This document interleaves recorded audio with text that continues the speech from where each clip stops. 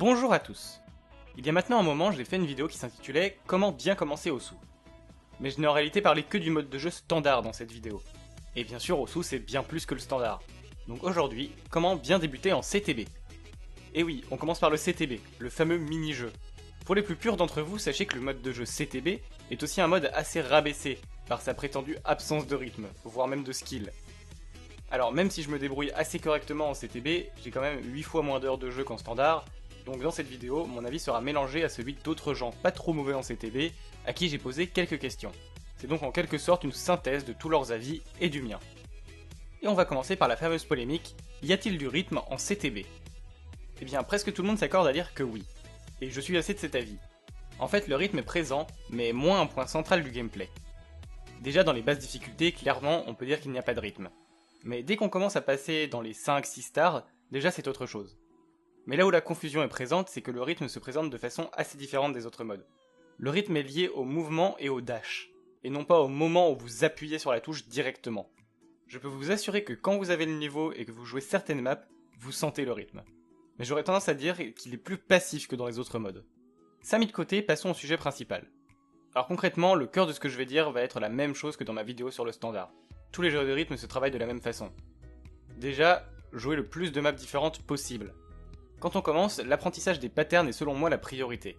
C'est pour ça que retry une map 200 fois d'affilée n'est pas très efficace. En CTB, un élément important du gameplay est le dash. Quand vous appuyez sur Shift, votre personnage va plus vite. Votre premier challenge sera d'apprendre à maîtriser le dash. Dès qu'une map commence à devenir un peu rapide, quand on débute on a tendance à vouloir appuyer en permanence sur le dash. Bien que cela soit effectivement nécessaire sur certains patterns à plus haut niveau, aucune map en dessous de 5 stars ne nécessite de full dash.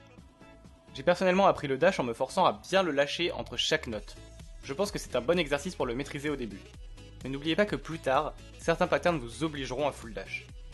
Essayez de sortir de votre zone de confort en termes de difficulté.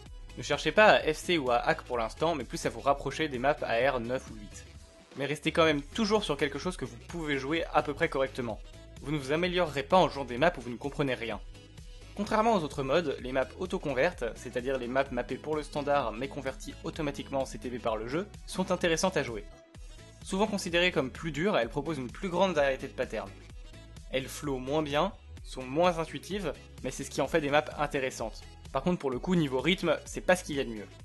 Ça sera toujours une plus-value de savoir jouer à la fois des maps CTB et des maps auto-convertes, et ça fera de vous un joueur plus complet.